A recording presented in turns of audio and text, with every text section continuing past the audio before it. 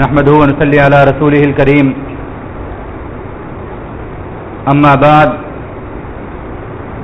فأعوذ بالله من الشيطان الرجيم بسم الله الرحمن الرحيم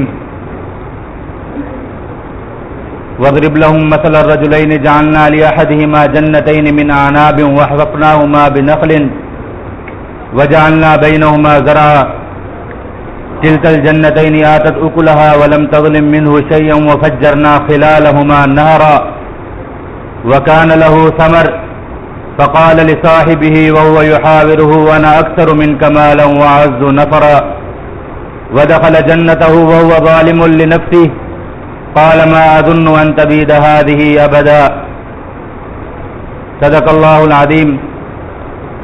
قال النبي صلى الله عليه وسلم إن السعيد لمن جنب الفتن أو كما قال عليه الصلاة والسلام. واجب القدر بھائیو دوستو بزرگو، گزشتہ جمعۃ المبارک سے ہماری نشست کا موضوع فتنہ دجال اور سورۃ کہف یہ موضوع تھا ہمارا، اور اس سلسلے کی ایک نشست گزشتہ جمعۃ المبارک میں ہو چکی، اور اس میں نے آپ حضرات کی خدمت میں یہ عرض کیا تھا کہ نبی اکرم صلی اللہ علیہ وآلہ وسلم نے امت کو دجال کے فتنے سے ڈرایا، اور اللہ کے نبی نے فرمایا کہ قیامت سے لے کر حضرت آدم علیہ الصلاۃ والسلام سے لے کے قیامت تک آنے والے فتنوں میں سب سے بڑا فتنہ دجال کا فتنہ ہے. اور اسی طرح نبی اکرم صلی اللہ علیہ وآلہ وسلم نے فرمایا کہ ہر نبی نے اپنی امت کو فتنہ دجال سے ڈرایا ہے اور بچے رہنے کی تلقین فرمائی ہے. اور نبی اکرم صلی اللہ علیہ وآلہ وسلم نے اس فتنے سے بچنے کا جو نسخہ فرمایا وہ نسخہ سورہ کہف کی تلاوت ہے. حضرت ابو سعید خدری رضی اللہ تعالیٰ عنہ کی روایت میں نے آپ حضرات کی خدمت میں عرض کی تھی کہ وہ فرماتے ہیں کہ نبی اکرم صلی اللہ علیہ وآلہ وسلم نے فرمایا کہ جس شخص نے سورہ کہف کو اسی طریقے سے پڑھا جیسا کہ سورہ کہف نازل ہوئی ہے، یعنی صحیح طریقے سے پڑھا، تو وہ فتنہ دجال سے وہ شخص محفوظ رہے گا. اسی طرح سیدنا علی رضی اللہ تعالیٰ عنہ کی روایت ہے کہ نبی اکرم صلی اللہ علیہ وآلہ وسلم نے فرمایا کہ جو شخص سورہ کہف کی تلاوت کر لے وہ 8 دنوں تک فتنوں سے محفوظ رہتا ہے، یہاں تک کہ اگر دجال بھی آ جائے تو وہ اس کے فتنے سے محفوظ رہے گا. تو اللہ کے نبی نے اس فتنے سے ڈرایا بھی صحیح، اس فتنے سے بچنے کی تلقین بھی فرمائی، اور اس فتنے سے بچنے کا نسخہ بھی نصیب فرما دیا، وہ سورہ کہف ہے. اور پھر میں نے عرض کیا تھا کہ اس سورہ کہف کو اس چیز سے بچنے کا نسخہ کیوں فرمایا گیا، تو اس کی وجہ یہ ہے کہ سورہ کہف جو ہے وہ فتنہ دجالیت کے خلاف ہے. پوری کی پوری سورہ کہف فتنہ دجالیت. اور دجال کا فتنہ کیا ہے؟ وہ مادیت کا فتنہ، کہ دنیا کے اندر 2 قسم کے لوگ ہیں. ایک وہ لوگ ہیں کہ جنہوں نے مال، اسباب اور دنیا کے وسائل کو اپنا خدا بنا لیا ہے، جن کے نزدیک صرف اسباب اور وسائل سب کچھ ہیں، جو یہ سمجھتے ہیں کہ اسباب اور وسائل کے اندر جو صلاحیت رکھی گئی ہے وہ ہمیشہ اپنی صلاحیت پر پہنچ جاتے ہیں، اپنے مطلوبہ نتائج دیتے ہیں. اس لیے دنیا کے اسباب جس کے پاس ہوں، دنیا کا اقتدار جس کے پاس ہو، وہ سب کچھ کر سکتا ہے. یہ وہ لوگ ہیں جو مادیت پرست ہیں، مادہ پرست لوگ ہیں. اور اس وقت امت کے اندر یہ فتنہ تیزی کے ساتھ پھیل رہا ہے، مادیت کا فتنہ، کہ مال اور اسباب سب کچھ ہیں، بس دنیا کی طاقت پر قبضہ کر لو، دنیا کے اقتدار پر قبضہ کر لو. جس کے پاس پیٹرول ہے، جس کے پاس طاقت ہے، جس کے پاس دنیا کے اسباب ہیں، وہ سب کچھ کر سکتا ہے. اور دوسرا طبقہ جو ہے وہ ایمان والا طبقہ ہے. اس مادیت کی برعکس جو چیز ہے، اس مادیت کی جو ضد ہے وہ ایمان ہے، کہ ایمان والے یہ کہتے ہیں کہ یہ اسباب، یہ مال، یہ سارا کچھ نہیں ہے، یہ وسائل، ان سب چیزوں کے اندر اللہ رب العزت نے ایک محدود سی تاثیر رکھ دی ہے. سب کچھ اللہ رب العزت کے ہاتھ میں ہے. اللہ رب العزت ان اسباب کے اندر تاثیر پیدا کرنے والے بھی ہیں، اور ان اسباب کے اندر سے اللہ رب العزت یہ طاقت اور صلاحیت ختم بھی کر سکتے ہیں. اور کوئی سبب بھی اس وقت تک اپنے نتیجے کو نہیں پہنچ سکتا جب تک اللہ رب العزت کی ذات اس کو منظور نہ فرما دے، اللہ رب العزت اس کو جب تک اس چیز کی طاقت نہ دے دیں. تو ایمان والوں کی نظر ان اسباب سے پیچھے مسبب الاسباب کی طرف ہوتی ہے، ایسی ذات کی طرف ہوتی ہے جو بغیر کسی سبب کے بھی ہر چیز کو وجود میں لا سکتا ہے. یہ ایمان ہے. تو یہ سورہ کہف جو ہے، جیسا کہ میں نے عرض کیا تھا کہ یہ سورہ کہف پوری کی پوری سیدنا ابو الحسن ندوی رحمۃ اللہ علیہ نے فرمایا کہ یہ ایمان اور مادیت کا معرکہ ہے، ایمان اور مادیت کا آپس میں معرکہ ہے، یہ جنگ ہے کہ ایک طرف تو ایمان ہے، دوسری طرف مادیت ہے، اور اللہ رب العزت یہ واضح فرما رہے ہیں، ایسے قصے اس کے اندر بیان فرما رہے ہیں کہ جس میں ایمان والوں کے لیے یہ چیز واضح ہو جاتی ہے کہ ایمان والوں یہ اسباب، یہ وسائل، یہ کچھ نہیں ہے، سب کچھ اللہ رب العزت کے ہاتھ میں ہے، جو کچھ اللہ رب العزت چاہے وہ کر سکتے ہیں۔ یہ مادہ پرست لوگ، ان کا انجام کیا ہوا؟ اول تو انہوں نے مال اور اسباب کو اپنا خدا بنایا کہ سب کچھ یہ اسباب اور وسائل سارا کچھ ہیں، پہلے ان کو خدا بنایا، پھر جب یہ اسباب اور وسائل ان کو مل گئے اور دنیا کے اندر ان کو اقتدار مل گیا تو انہوں نے خود خدائی کا دعویٰ کر لیا کہ اب ہمارے ہاتھوں میں اقتدار ہے، ہمارے ہاتھوں میں وسائل ہے، اب ہم جو کچھ کرنا چاہیں وہ کر سکتے ہیں، یہ خدائی کے دعوے کر کر نکلے۔ اور اس فطرے کا جو سب سے بڑا عروج ہوگا وہ دجال ہوگا۔ اللہ کے نبی نے فرمایا امت کے اندر کئی دجال آئیں گے، اور پھر وہ دجال اکبر وہ آئے گا کہ جس کا حلیہ بھی اللہ کے نبی نے بیان فرمایا کہ اس کی ایک آنکھ جو ہے وہ اس کے اندر انگور کے دانے کی طرح ہوگی، کانا ہوگا، اس کے ماتھے کے اوپر کفر لکھا ہوا ہوگا، پنڈلیاں اس کی ٹیڑھی ہوں گی، بال اس کے گھنگریالے ہوں گے، دراز قد ہوگا، اس کے ایک طرف جنت چلے گی، ایک طرف جہنم چلے گی، جس کو وہ کہے گا کہ یہ جنت ہے وہ در حقیقت جہنم ہوگی، جس کو وہ کہے گا کہ جنت ہے وہ حقیقت میں جہنم ہوگی۔ اسی طرح اس کے پاس پانی ہوگا اور آگ ہوگی، کسی کو وہ آگ میں پھینکے گا، کسی کو پانی میں پھینکے گا، تو جس چیز کو وہ پانی کہے گا وہ حقیقت میں آگ ہوگی، اور جس کو وہ آگ کہے گا وہ حقیقت میں پانی ہوگی۔ تو یہ دجال ہوگا یہ، اور اس کا عروج یہ ہوگا، یہ اسباب کی دنیا کا سب سے عروج جو ہے وہ دجال ہوگا۔ اس لیے دنیا جتنی بھی طاقتور ہو جائے اس کا عروج جو ہے یہ دجال ہے، اور اس دجال نے بھی ختم ہو جانا ہے، اس سے بڑھ کر کوئی عروج نہیں ہے۔ تو دجال کے ساتھ بھی جو مقابلہ ہوگا وہ ایمان کا ہوگا کہ دجال لوگوں سے کہے گا کہ میری مان لو، اگر میری نہیں مانو گے تو میں جہنم میں پھینک دوں گا۔ لوگ اس جہنم سے ڈریں گے اور اس جنت کی طرف جائیں گے جس کو وہ جنت کہے گا، جب اس جنت کے اندر گریں گے تو وہ در حقیقت جہنم ہوگی، جہنم میں چلے جائیں گے یہ لوگ۔ تو یہ اس کا فتنہ ہوگا۔ تو دجال کا فتنہ اسی طریقے سے عروج پاتا رہے گا، جیسا کہ آج ہم دیکھ رہے ہیں کہ ہر طرف دجالیت ہے۔ آج اچھے سے اچھے ایمان والے لوگ بھی اسباب کے پیچھے پڑے ہوئے ہیں۔ میں اسباب کی نفی نہیں کرتا، دین جو ہے وہ اسباب کی نفی نہیں کرتا کہ اسباب اور وسائل کو حاصل نہ کیا جائے، لیکن اسباب اور وسائل ہی کو سب کچھ سمجھ لینا اس چیز کی دین نفی کرتا ہے۔ اور جہاں اسباب اور وسائل اور ایمان کا مقابلہ آ جائے وہاں اسباب اور وسائل کو اختیار کرنا اور ایمان کو چھوڑ دینا یہ کفر ہے۔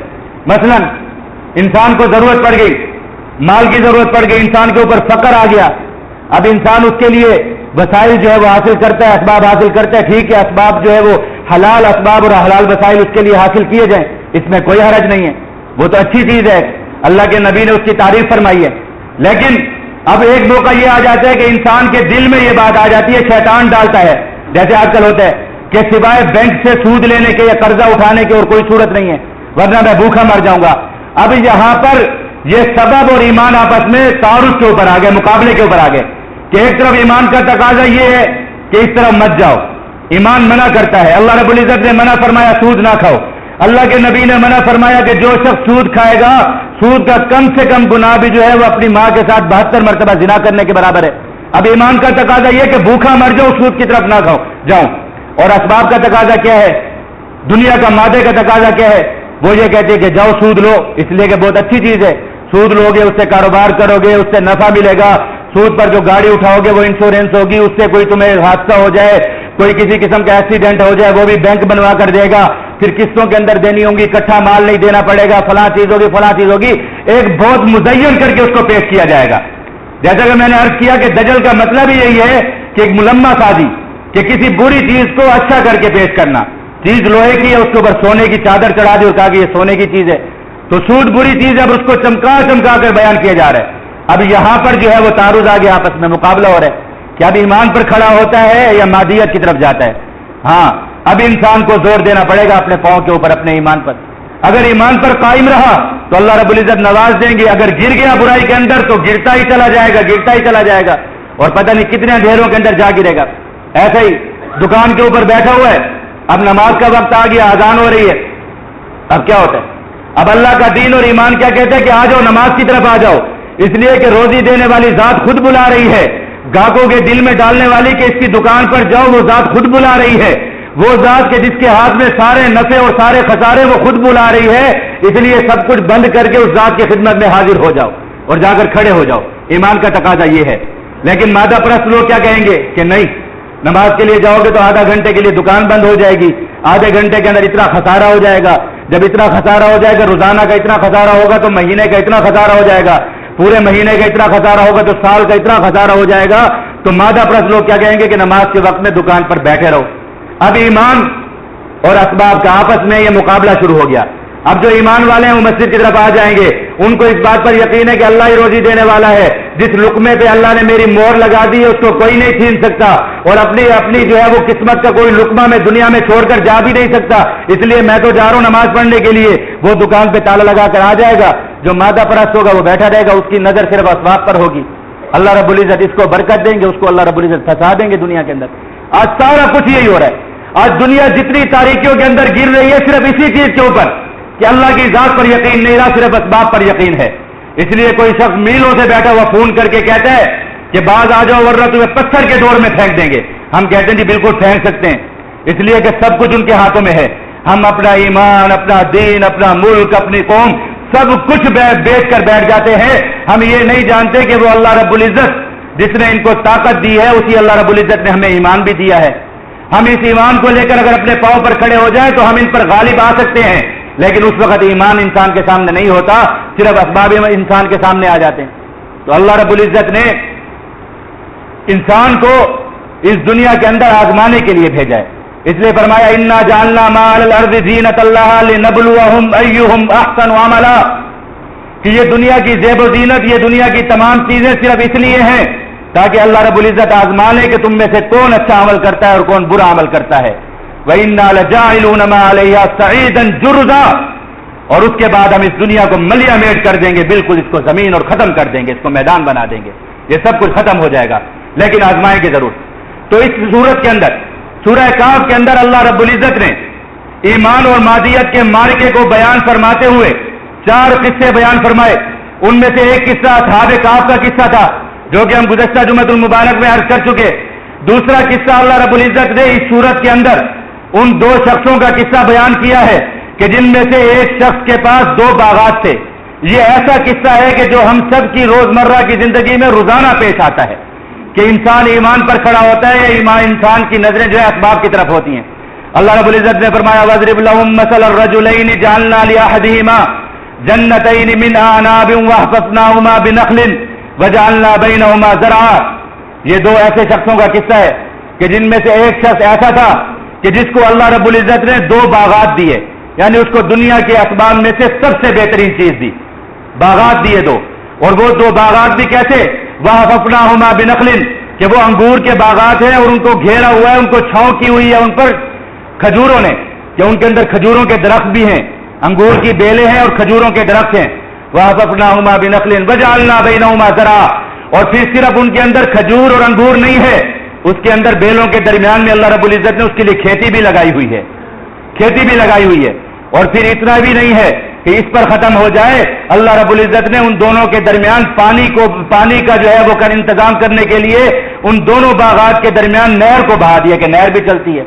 اب مالی اسباب کے لحاظ سے، دنیا کے اسباب کے لحاظ سے ان باغات کے اندر سب کچھ موجود ہے، کھجوریں بھی موجود ہیں، انگور بھی موجود ہیں، پانی بھی موجود ہے، کھیتی بھی موجود ہے.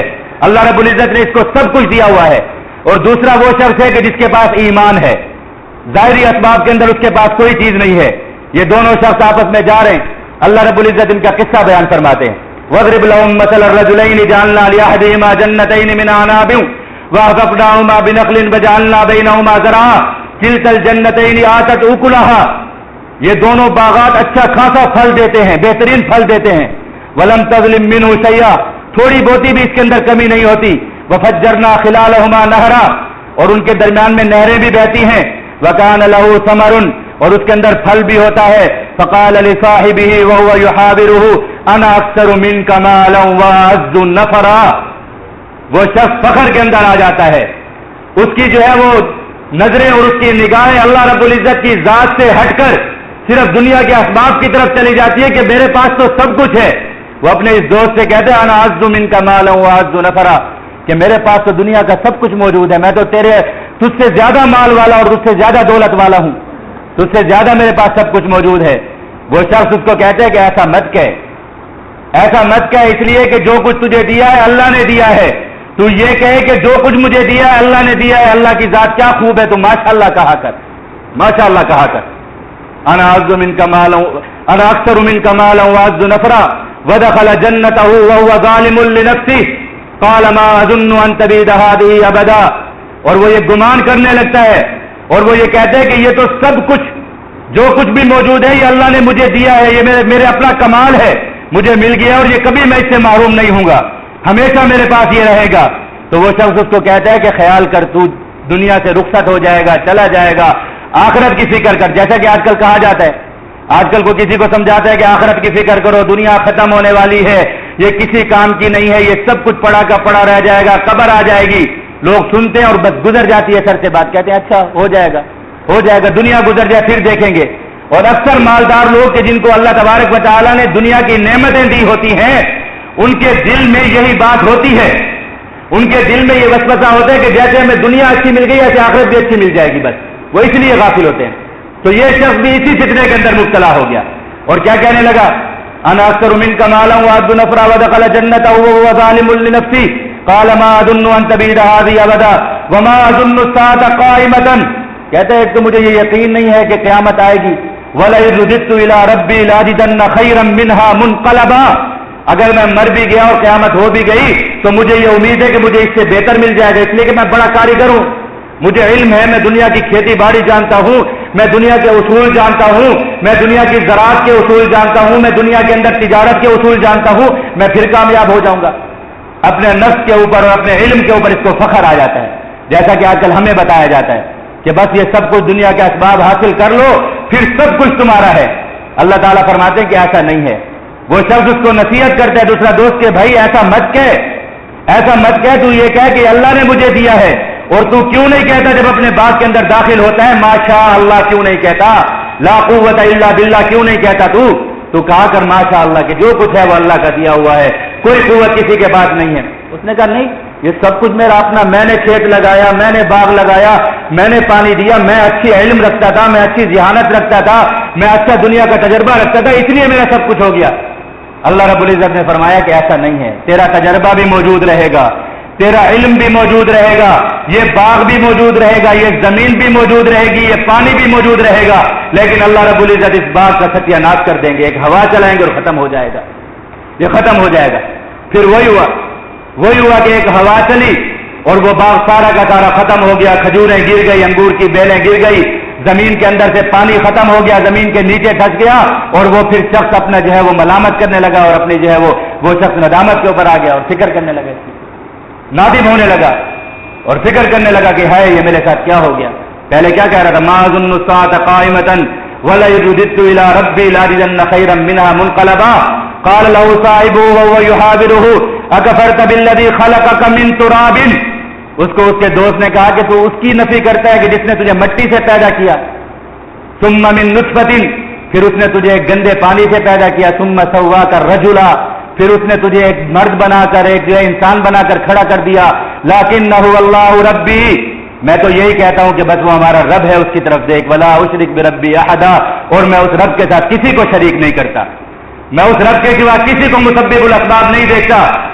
ولم تکن له فئة ينصرونه من دون الله وما كان منتصرا، جب اس کا باغ گر گیا تو وہ ہائے ہائے کرنے لگا، اور اس وقت اس کی ہائے ہائے کرنے کا کوئی فائدہ نہیں تھا، وما كان منتصرا، پھر اس کی مدد کرنے والا بھی کوئی نہیں تھا، اور پھر اس کا علم اور اس کا تجربہ اور اس کی کوئی چیز اس کے ساتھ جو ہے وہ ساتھ دینے والی نہیں تھی، اور وہ کہنے لگا یا لیتنی لم اشرک بربی احدا، پھر وہ کہنے لگا کہ ہائے کاش میں اللہ کے ساتھ کسی کو شریک نہ کرتا، میں اللہ کے ساتھ کسی کو شریک نہ کرتا۔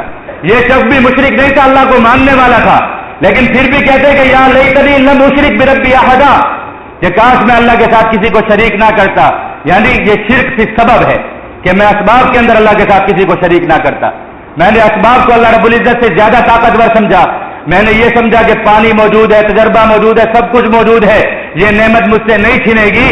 اللہ رب العزت نے 2 منٹوں کے اندر ہوا کو حکم فرما کر اس شخص کو زمین کے اوپر لٹا دیا، اس کو ختم کر دیا، اس کا سب کچھ۔ تو یہ قصہ بیان کیا گیا، یہ قصہ آج روزمرہ زندگی کے اندر ہم سب کے سامنے پیش آتا ہے کہ ہمیں تھوڑی سی کوئی نعمت مل جاتی ہے، ہمیں تھوڑی سی کوئی دنیا کا مال مل جاتا ہے، ہمیں تھوڑی سی دنیا کے اندر عزت اور شہرت مل جاتی ہے، ہم سمجھتے ہیں کہ بس ہم بہت بڑے کاریگر ہو گئے، ہم نے سب کچھ حاصل کر لیا۔ نہیں، اللہ تعالیٰ کہتے ہیں کہ میری طرف رہو، مجھے مانو اس لیے کہ میرے سوا کچھ نہیں ہے۔ اگر میرے سوا کوئی کرنے والا ہو تو پھر کر کے دیکھ لو، کچھ بھی نہیں ہوتا، سارا کچھ تباہ و برباد ہو جاتا ہے۔ اور دنیا کے اندر اس کی نظیریں روزانہ ملتی ہیں، اس کی مثالیں، کتنے شہنشاہ فقیر ہوتے ہوئے نظر آتے ہیں، کتنے فقیر آسمانوں پر اٹھتے ہوئے نظر آتے ہیں، سب کچھ دنیا کے اندر نظر آتا ہے، لیکن انسان غافل ہے۔ تو اس سورہ کہف کے اندر ایک نسخہ پہلے دیا گیا تھا، وہ نسخہ کیا تھا؟ انشاءاللہ کا نسخہ تھا، انشاءاللہ کہ جو کام کہو اس کے اندر انشاءاللہ کہو۔ اس کا قصہ بھی میں نے آپ کو بیان کیا تھا، وَلَا تَقُولَنَّ لِشَيْءٍ إِنِّي فَاعِلٌ ذَلِكَ غَدًا إِلَّا أَن يَشَاءَ اللَّهُ، کہ اسباب کی طرف دیکھ کر یہ نہ کہو کہ کل میں سب کچھ کر لوں گا، میرے پاس سب کچھ موجود ہے، پیسہ موجود ہے، سب کچھ موجود ہے، میں کر لوں گا، ایسا نہ کہو، انشاءاللہ کہو۔ تو انشاءاللہ کا نسخہ دیا گیا، اور آج جو واقعہ بیان کیا گیا اس میں ماشاءاللہ کا نسخہ دیا گیا کہ جو اچھی چیز دیکھو اس کے اوپر ماشاءاللہ کہو۔ اللہ رب العزت نے اولاد اچھی دی، ماشاءاللہ کہو۔ اللہ رب العزت نے گھر اچھا دیا، ماشاءاللہ کہو۔ اللہ رب العزت نے کاروبار اچھا دیا، ماشاءاللہ کہو۔ اللہ رب العزت نے دنیا کی جو چیز بھی اچھی دی اس پر ماشاءاللہ کہو، یہ نہ کہو کہ یہ میری کاریگری ہے، میرا کمال ہے، میرا سب کچھ ہے۔ تو یہ دوسرا موتی جو اس سورت کے اندر دیا گیا وہ سورہ کہف کے اندر ماشاءاللہ کا موتی ہے۔ تو اس قصے میں بھی اللہ رب العزت نے مادیت کی نفی فرمائی کہ ایمان والو، تمہیں دنیا مل جائے، تمہیں دنیا کے مال و اسباب مل جائے، تب بھی تمہاری نظر جو ہے وہ اللہ رب العزت کی طرف رہنی چاہیے۔ تو یہ دوسرا قصہ تھا۔ تیسرا قصہ اس سورت کے اندر جو بیان کیا گیا وہ حضرت موسیٰ علیہ السلام اور حضرت خضر علیہ السلام کا قصہ۔ اس قصے کے اندر بھی اسی چیز کو بیان کیا گیا کہ دنیا کے اندر جو کچھ تمہیں نظر آتا ہے، جو ظاہری اسباب اور ظاہری نفع کی طرف تم بھاگتے ہو، حقیقت میں ایسا نہیں ہوتا۔ دنیا کے یہ رموز، دنیا کے یہ راز بہت چھپے ہوئے ہیں، دنیا کی یہ سلوٹیں بہت جو ہے وہ گہری ہیں، اس کے راز کو کوئی نہیں پہنچ سکتا۔ اس لیے بظاہر جو چیز چمکدار نظر آ رہی ہوتی ہے اس کو سونا دیکھ کر لپک مت جایا کرو۔ جو تمہیں دنیا کے اندر یہ دکھائے کہ بس تھوڑا سا ایسے کر لو تو یوں ہو جائے گا، تھوڑا سا ویسے کر لو تو یوں ہو جائے گا، کچھ نہیں ہو سکتا۔ اللہ رب العزت نے جس چیز کے اندر برکت رکھی ہے وہ چیز برکت والی ہے، جس چیز سے اللہ رب العزت نے برکت چھینی ہے وہ اس چیز کے اندر کبھی برکت نہیں آ سکتی۔ آپ خود اندازہ کریں، عقل سے صرف سوچیں کہ دنیا کے اندر آپ دیکھ لیں، بکرا اور بکری حلال چیز ہے نا، اور دنیا بھر کے اندر کھائی جاتی ہے۔ آج بھی مسلمانوں کے گھروں کے اندر کتنے بکرے کھائے گئے ہوں گے۔ ہم یہاں مسجد کے اندر جتنے لوگ بیٹھے ہیں اکثر کے گھروں کے اندر بکرے کا گوشت پکڑا ہوگا۔ اور ایک بکری کتنے بچے دیتی ہے سال کے اندر؟ زیادہ سے زیادہ 3 سے 4 بچے۔ کوئی بہت اچھی ہو تو میرا خیال اس سے زیادہ دے دیتی، ورنہ اس سے زیادہ نہیں دیتی ہے، یا نہیں ایسا؟ ایسا ہے نا۔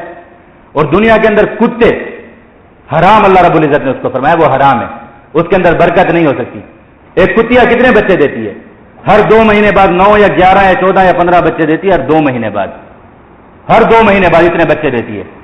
سال کے اندر اس کے کتنے بچے ہو جاتے ہوں گے؟ لیکن آپ دیکھ لیں کہ اس کو اللہ رب العزت نے حرام قرار دیا، اس میں برکت نہیں ہو سکتی۔ دنیا کے اندر کتے خار و خال نظر آتے، کوئی کھاتا بھی نہیں ہے ان کو، سوائے یہ چند قوموں کے، ان کو کوئی کھاتا بھی نہیں ہے۔ لیکن پھر بھی آپ کو کہیں کتوں کے ریوڑ چلتے ہوئے نظر آتے ہیں کہ بہت سارے پھر رہے ہوں کتے کہیں پر؟ نہیں، تھوڑے تھوڑے نظر آتے ہیں، ورنہ ختم ہو جاتے ہیں سڑکوں کے اوپر، کوئی گاڑی کے نیچے آ کے مر جائے گا، کوئی کہیں ہو جائے گا۔ بکرے ذبح پہ ذبح کیے جاتے ہیں، مذبح خانے بھرے ہوئے ہیں، گوشتوں سے فریجیں بھری ہوئی ہیں، سب کچھ ہو رہا ہے، لیکن اس کے باوجود اگر یہ گلی کے اندر نکل جائیں تو آپ کو 2-4 ریوڑ جو ہے وہ بکروں کے ٹہلتے ہوئے نظر آ جائیں گے۔ یہ دائیں طرف سڑک کے اوپر چلے جائیں تو آپ کو نظر آ جائیں گے، ہر طرف آپ کو نظر آئیں گے۔ تو یہ برکت کہاں سے آ رہی ہے؟ اب دنیا کے کسی پڑھے لکھے انسان کو، فلاسفر کو بٹھاؤ، اس سے کہو کہ قدرت کے اس نظام کو ہمیں سمجھا کر بتاؤ اپنی عقل سے کہ آخر یہ 9-9, 11-11 پیدا ہونے والے کتے کہاں چلے جاتے ہیں اور ان بکروں کے اندر اتنی برکت کیوں ہو جاتی ہے؟ تو پھر دل کہے گا کہ وہ اللہ کر رہا ہے، اس اللہ کے ہاتھ میں سب کچھ ہے۔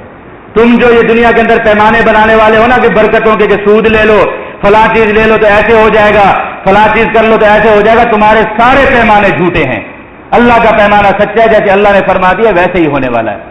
تو یہ قصہ حضرت موسیٰ علیہ السلام اور حضرت خضر علیہ السلام کا قصہ اللہ رب العزت نے بیان فرمایا۔ اور یہ قصہ بھی کیسے ہوا؟ حضرت موسیٰ علیہ السلام اپنے قوم کے اندر بیان فرما رہے تھے، اور بہت زبردست بیان فرمایا، اس لیے کہ قوم کے نبی تھے، اور نبی سے زیادہ پڑھا لکھا انسان کوئی ہوتا ہی نہیں ہے جس کو علم ہو۔ تو ایک شخص خوش ہو گیا ان کے بیان سے، اور اس نے تعریف کرنے کے لیے کہہ دیا کہ اے موسیٰ، آپ سے بڑا عالم تو کوئی ہو ہی نہیں سکتا۔ تو انہوں نے بھی فرما دیا جی مجھ سے بڑا عالم کوئی نہیں ہے۔ سچ فرمایا انہوں نے کہ نبی سے بڑا عالم تو کوئی ہوتا نہیں ہے، لیکن اللہ رب العزت کو نبی کا بھی یہ کہنا پسند نہیں آیا۔ اور جیسے کہ اللہ رب العزت کا قانون ہے کہ حسنات الابرار سیئات المقربین، جو پیاروں کی چھوٹی چھوٹی باتیں بھی ہوتی ہیں ان کو ان کی زیادہ سرزنش کی جاتی ہے، اس لیے کہ وہ پیارے ہوتے ہیں۔ مکتب عشق کا دستور نرالا ہے، اس کو چھٹی نہ ملی جس کو سبق یاد ہوا۔ یہ نبی تو بڑے پیارے ہوتے ہیں، جیسا پچھلے جمعے میں عرض کیا تھا کہ اللہ کے نبی نے فرما دیا تھا جب وہ سوال لے کر آئے تھے مشرکین کہ ہمیں ان باتوں کا جواب دیں آپ، 3 سوال انہوں نے رکھے تھے، تو اللہ کے نبی نے فرمایا تھا کہ کل بتا دوں گا، اس لیے کہ نبی اکرم صلی اللہ علیہ وسلم کو پتا تھا کہ کل تک وحی نازل ہو جائے گی، اللہ کا نبی ہوں تو انشاءاللہ نہیں فرمایا تھا، تو اللہ رب العزت نے اس پر تنبیہ فرمائی اور فرمایا لا تقولن لشیء انی فاعل ذلک غدا الا ان یشاء اللہ، ایسا مت کہا کریں آپ کہ میں کر لوں گا، آپ کہا کریں کہ اللہ جب فرمائے گا تو میں کر دوں گا، اللہ کے ساتھ ہر چیز کو جوڑا کریں۔ تو حضرت موسیٰ علیہ السلام نے بھی کہا کہ میں سب سے بڑا عالم ہوں، انہوں نے یہ فرمایا، اللہ کو ان کا یہ کہنا پسند نہیں آیا، نبی کا یہ کہنا پسند نہیں آیا، اللہ رب العزت نے ان سے فرمایا کہ نہیں، تم سے بڑا ایک عالم موجود ہے اور جاؤ اس کی شاگردی کے اندر جا کر اس سے تعلیم حاصل کرو، اس کے ساتھ سفر کرو۔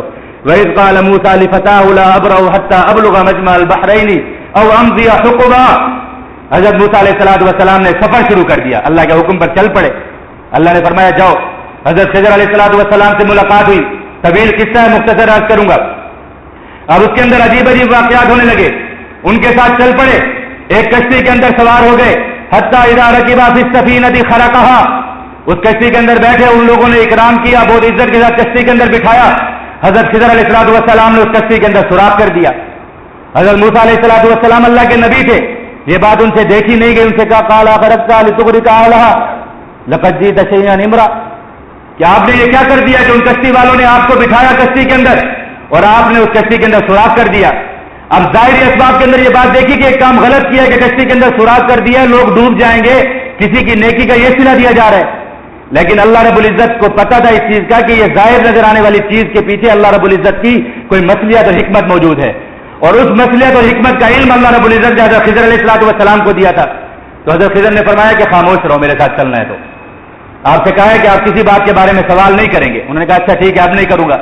آگے چلے تو ایک بچہ ملا، اس بچے کو دیکھا وہ کھیل رہا ہے، اس کو پکڑ کر قتل کر دیا۔ حضرت موسیٰ علیہ السلام کو ظاہری اسباب کے اندر یہ بات بڑی غلط لگی کہ یہ کیا کیا انہوں نے، کہ ایک بچے کو ناحق انہوں نے قتل کر دیا اور یہ انہوں نے کیسا گناہ کمایا، لیکن اللہ رب العزت کو پتا تھا کہ اس کے پیچھے ایک مصلحت تھی، اور اس مصلحت کا علم اللہ رب العزت نے حضرت خضر علیہ السلام کو دیا تھا۔ انہوں نے ان سے کہا قال اقتلت نفسا زکیۃ بغیر نفس لقد جئت شیئا نکرا، یہ آپ نے کیا کر دیا، ایک ایسی پاکیزہ ذات کو اور ایک بے قصور بچے کو آپ نے قتل کیا، یہ تو آپ نے عجیب و غریب کام کیا، غلط کام کیا آپ نے۔ انہوں نے کہا میں نے آپ سے نہیں کہا تھا کہ آپ صبر کر کے سب کچھ دیکھتے جائیں، اب اگر آپ نے کوئی سوال کیا تو میں آپ کو علیحدہ کر دوں گا اپنے آپ سے۔ آگے چلے، ایک بستی کے اندر گئے، اس بستی والوں کے پاس تھکے ہارے تھے، ان سے کہا کہ کچھ کھانے پینے کے لیے دو، انہوں نے منع کر دیا، انہوں نے کہا ہم ایسے مہمان نوازی نہیں کرتے، عجیب کام کیا انہوں نے۔ تو یہ دونوں باہر گئے، دیکھا کہ اس بستی کی ایک دیوار گر رہی ہے، اس دیوار کو سیدھا کرنے لگے، حضرت خضر علیہ السلام سے حضرت موسیٰ علیہ السلام نے کہا یہ آپ کیا کر رہے ہیں، ان بستی والوں نے آپ کو کھانا نہیں دیا اور آپ ان کی دیوار کو سیدھا کر رہے ہیں بغیر کسی مزدوری کے، آپ چاہتے تو تھوڑی بہت ان سے مزدوری طلب کر لیتے تاکہ ہم مجھ سے کھانا کھا لیتے، آپ نے یہ کیا کیا۔ انہوں نے کہا ھذا فراق بینی و بینک، کہ آپ کو میں نے منع کیا تھا کہ آپ سوال نہ کریں، اب آپ نے اس کا بھی سوال کر دیا تو یہ آپ اور میرے درمیان جدائی ہے۔ سأنبئک بتأویل ما لم تستطع علیہ صبرا، اب میں آپ کو بتاؤں گا ان تینوں چیزوں کے بارے میں کہ ان تینوں چیزوں کے پیچھے اللہ رب العزت نے ظاہری طور پر کیا چیز رکھی تھی، اور قیامت تک کے ایمان والوں کو یہ بتا دیا کہ ظاہری طور پر تمہیں جو چیز نظر آ جائے اس کی طرف مت جایا کرو، ظاہری جو نفع نظر آئے اس کی طرف مت جایا کرو، اللہ رب العزت کی ذات کی طرف رجوع کیا کرو۔ میں ان چیزوں کے پیچھے آپ کو بتاؤں گا کہ ظاہر کیا تھا اور باطن کیا تھا۔ تو فرمایا اما السفینۃ فکانت لمساکین یعملون فی البحر فأردت أن أعيبها وكان وراءهم ملك يأخذ كل سفينة غصبا، کہ یہ جو کشتی کے اندر میں نے سوراخ کیا وہ کشتی مسکین لوگوں کی کشتی تھی، تو بیچارے صرف اور صرف اس کشتی کے اوپر انحصار کرتے تھے، ان کا سارا ذریعہ معاش یہی کشتی تھی، اور اس سمندر کے آگے جہاں اس کشتی کو کنارے پر لگنا تھا وہاں پر ایک ظالم بادشاہ تھا جو لوگوں کی کشتیاں چھین رہا تھا، تو میں نے اس کشتی کے اندر سوراخ کر دیا تاکہ یہ کشتی عیب والی ہو جائے گی اور وہ بادشاہ ان سے کشتی چھینے گا نہیں تو ان کا روزگار ختم نہیں ہوگا۔ جیسا کہ آج کل ہوتا ہے کہ لوگ بیچارے اپنی گاڑیوں کو توڑ پھوڑ لیتے ہیں تاکہ ٹریفک پولیس والے ان کو تنگ نہ کریں، تو وہاں پر بھی کوئی پولیس والا بیٹھا ہوا تھا یا کوئی ہمارے وزیر داخلہ جیسا وزیر داخلہ بیٹھا تھا، لوگوں کے مال ہڑپ کرنے کے لیے. تو وہ حضرت موسیٰ علیہ السلام کو تو نظر نہیں آ رہا تھا، لیکن اللہ رب العزت کو پتا تھا. تو اللہ رب العزت نے حضرت خضر علیہ السلام کو اس چیز کا علم دے دیا. انہوں نے اس کشتی کے اندر سوراخ کر دیا تو وہ کشتی بچ گئی. تو حضرت موسیٰ علیہ السلام نے کہا یہ تو بہت اچھا کام ہو گیا. بظاہر جو ظلم نظر آ رہا تھا اس کے اندر اتنی بڑی خیر خائی تھی.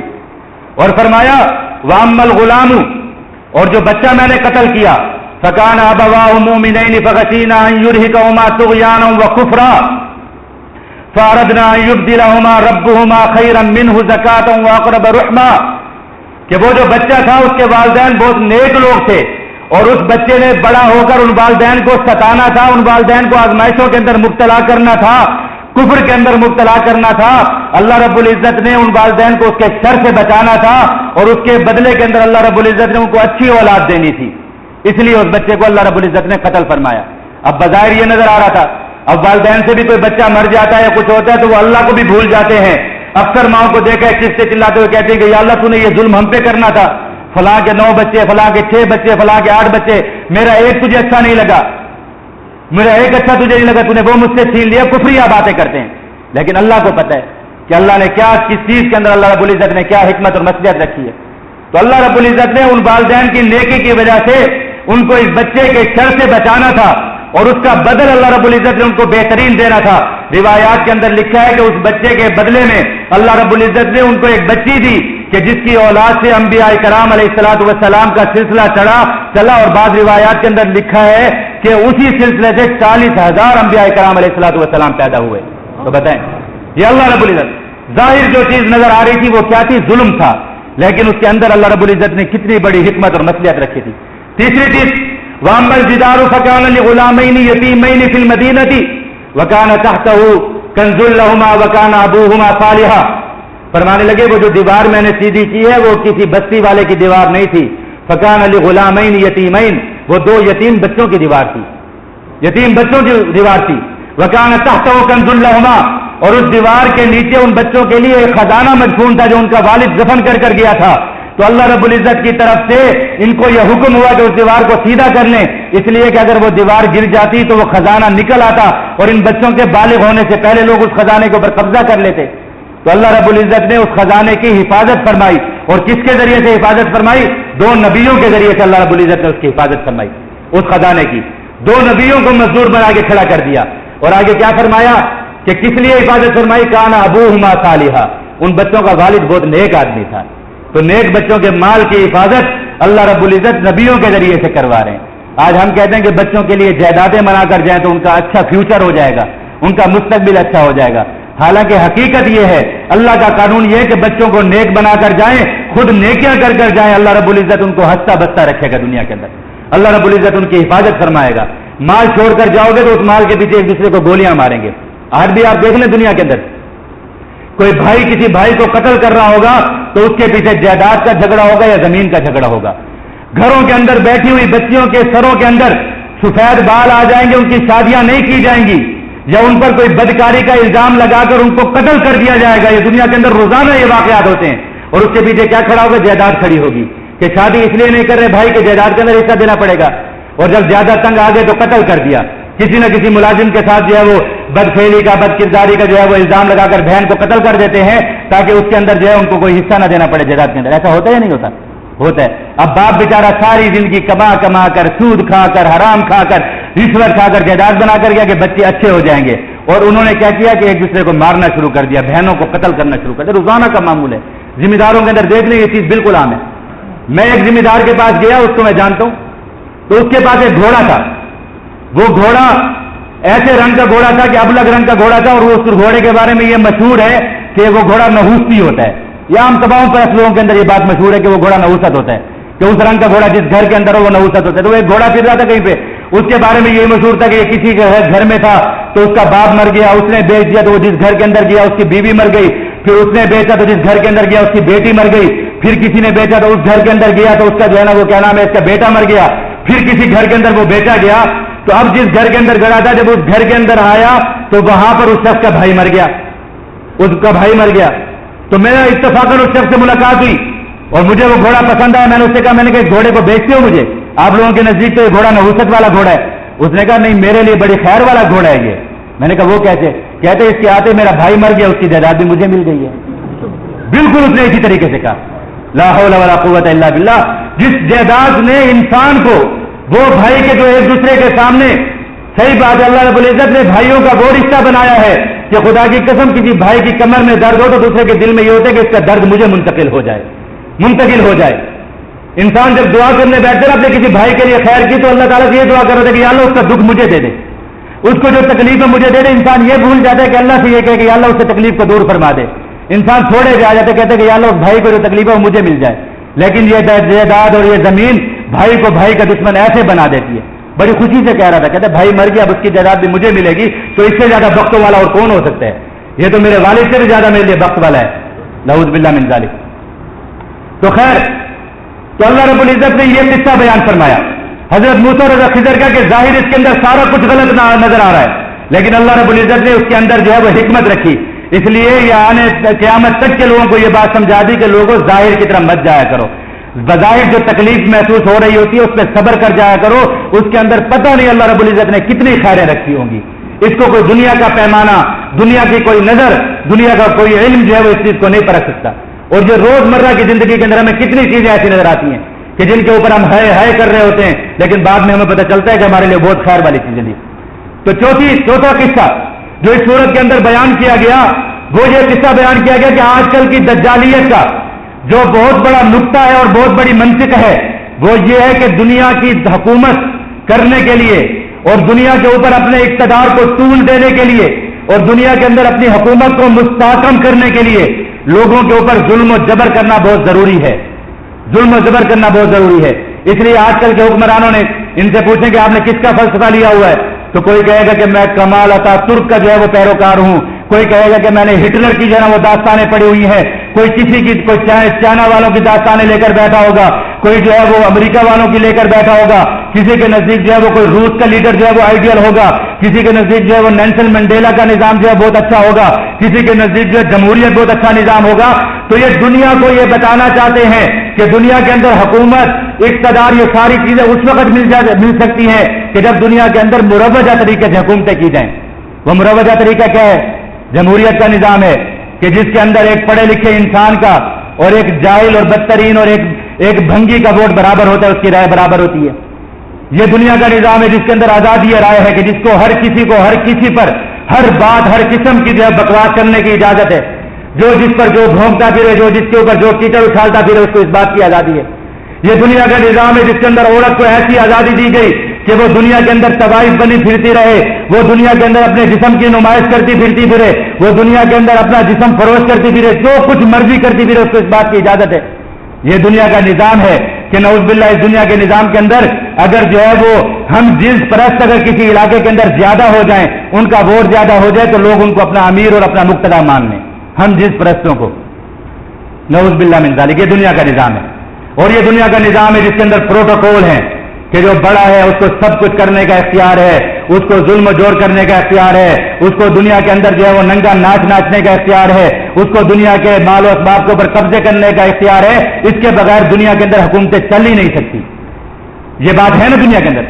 آج دنیا کو آپ سناؤ، آج کل کے حکمرانوں کو سناؤ کہ سیدنا امیر معاویہ کا دور خلافت ایسا تھا، سیدنا صدیق اکبر کا دور خلافت ایسا تھا، سیدنا عمر فاروق کا دور خلافت ایسا تھا، سیدنا عثمان غنی ایسے تھے، سیدنا علی المرتضی ایسے تھے.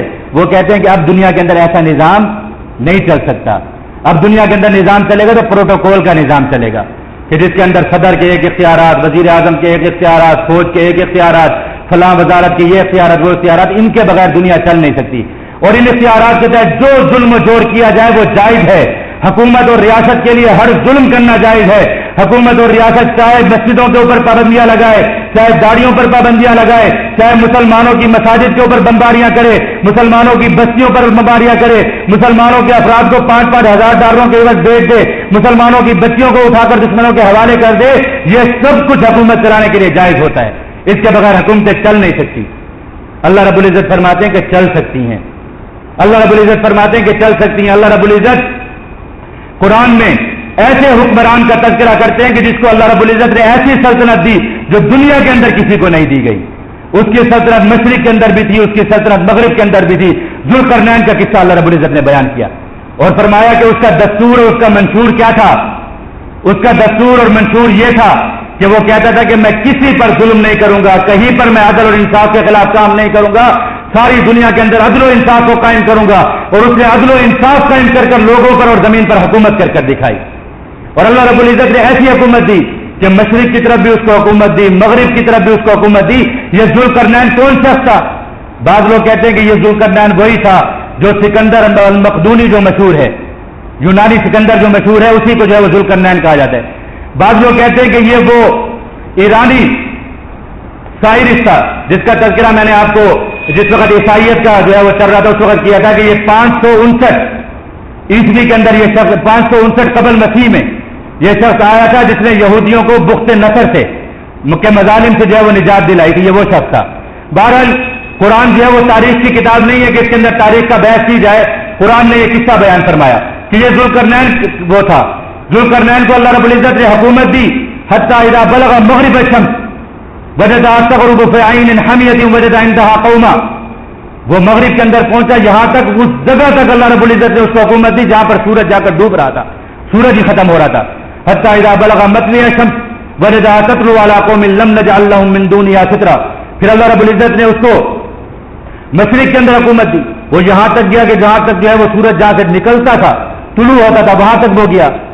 تو اس کے بعد وہ گیا حتی اذا بلغ بین السدین وجد من دونهما قوما لا يكادون يفقهون قولا. یہاں تک کہ اللہ رب العزت نے اس کو دو گھاٹیوں کے درمیان ایک حکومت دی اور وہ اس قوم تک پہنچا. وہ ایسی قوم تھی کہ جو کسی کی زبان نہیں سمجھتی تھی اور اس قوم پر ایک قوم مسلط تھی جس کو یاجوج اور ماجوج کہا جاتا تھا، جو گھاٹیوں سے نکل کر آتے تھے اور اس قوم کے اوپر مظالم کرتے تھے. تو انہوں نے ذوالقرنین سے آ کر کہا کہ ان یاجوج و ماجوج، کہ یہ یاجوج اور ماجوج لوگ ہیں جو ہم پر ظلم کرتے ہیں اور فساد پھیلاتے آ کر، ہمیں کوئی ایسی تدبیر کیجیے کہ ان سے نجات دلا دیجیے ہمیں. وجد من دونهما قوما لا يكادون يفقهون قولا قالوا يا ذا القرنين ان ياجوج وماجوج مفسدون في الارض فهل نجعل لك خرجا على ان تجعل بيننا وبينهم سدا قال ما مكنني فيه ربي خير فاعينوني بقوة اجعل بينكم وبينهم ردما. اللہ رب العزت نے حکومت کرنے کا طریقہ سکھایا کہ حکومت ظلم اور جبر کے بغیر بھی کی جا سکتی ہے، انصاف کے ساتھ حکومت کی جا سکتی ہے. تو انہوں نے آ کر کہا کہ ہمارے پاس مال اسباب ہیں، ہم آپ کو پیسے دیتے ہیں، آپ کو مال و اسباب دیتے ہیں، آپ ہمیں کوئی ایسی تدبیر کریں کہ ان یاجوج اور ماجوج سے ہمیں نجات مل جائے. تو وہ اللہ کا بندہ تھا. آج کل کے مال و اسباب والے لوگ ہوتے ہیں وہ کہتے ہیں ہاں ٹھیک ہے، ہمیں جزیہ دو، ہمیں ٹیکس دو، ہمیں یہ چیزیں دو، ہمیں پیٹرول دو، جیسے آج کل کے حکمران کرتے ہیں. ان امریکیوں کو دیکھو نا، پوری دنیا کے اندر سورما بنے پھر رہے ہیں، دنیا کے فاتح بنے پھر رہے ہیں. اور مسلمان بھی کہتے ہیں کہ ہاں یہ فتح کرنے والے ہیں، دنیا کے فاتح بننے والے ہیں یہ لوگ. لیکن ان کی حالت تو دیکھو. آپ آج جا کر کہیں سے جہاز کا ٹکٹ خریدو ملتان سے کراچی جانے کے لیے تو آپ کی جیب میں سے بھی پیسے نکلیں گے. اس ٹکٹ کے اندر جو ہے وہ جنگ کا جو ہے وہ ٹیکس لگا ہوگا. ایک ایک سے بھیک مانگ کر یہ جنگ لڑ رہے ہیں. تو ذوالقرنین سے بھی انہوں نے کہا کہ ہم آپ کو پیسے اور مال و اسباب دیتے ہیں، آپ کوئی چیز کریں ہمارے بارے میں. انہوں نے کہا کہ مجھے کچھ ضرورت نہیں ہے، اللہ رب العزت نے مجھے سب کچھ دیا ہے، تم اتنا کرو کہ میرے ساتھ محنت کرو مل کر. قال ما مكنني فيه ربي خير فاعينوني بقوة اجعل بينكم وبينهم ردما. تم صرف میرے ساتھ مل کر مزدوری کرو. بادشاہ وقت اور ایک مزدور کٹھے کھڑے ہو جائیں، پھر دیکھو دنیا کے اوپر کیسا غلبہ ملتا ہے. تم میرے ساتھ کھڑے ہو کے مزدوری کرو. ان سے کہا کہ لاؤ، لوہا جمع کر لائے، اس کو رکھ دیا پگھال کر، اس کے اوپر سیسا پگھلا کر ڈال دیا اور یاجوج اور ماجوج کے درمیان جو ہے دیوار کھڑی کر دی. اور پھر یہ نہیں کہا کہ یہ میرا کمال ہے. اللہ رب العزت نے فرمایا کہ بادشاہ کے اصول کیا ہوتے ہیں، اور جب اللہ والوں کو بادشاہی ملتی ہے تو وہ کیسی بادشاہی کرتے ہیں. جب انہوں نے دیوار کھڑی کر لی تو یہ نہیں کہا کہ میں بس میں سب کچھ، ہم نے ایسا کر لیا، ہم نے ویسا کر لیا، ہم نے ایسا بجٹ پیش کر دیا، ہم نے غریب عوام کو وہ دے دیا، ہم نے جو ہے وہ فلاں کو یہ دے دیا، ہم نے تاجروں کو وہ دے دی. میں کی رٹ نہیں لگائی، بکرے نہیں بن گئے. کیا کہا آتونی زبر الحدید حتی اذا ساوا بین الصدفین قال انفخوا حتی اذا جعله نارا قال آتونی افرغ علیہ قطرا فما استطاعوا ان یظہروا وما استطاعوا له نقبا قال هذا رحمۃ من ربی. کہا یہ میرے رب کی رحمت تھی جو کچھ میں نے کیا. فاذا جاء وعد ربی جعله دکا.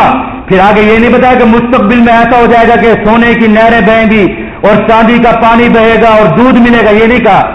کہا جب میرا رب چاہے گا اس دیوار کو بھی گرا دے گا، اس لیے کہ اس کے پاس سب کچھ ہے.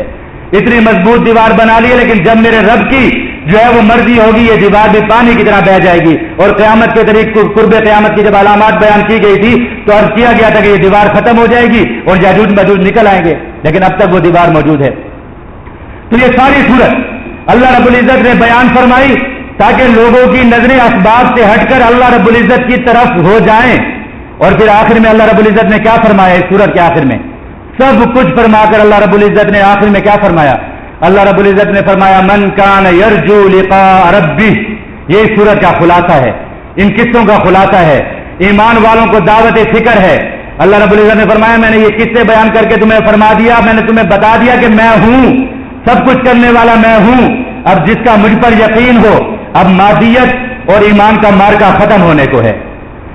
جو مادیت کی طرف گئے وہ مادیت کی طرف جائیں، جن کو ایمان لانا ہے، جو ایمان لے آیا، جس کو اس بات کا یقین ہے کہ اس کا رب موجود ہے اور اس رب سے ملنا ہے، تو وہ کیا کرے؟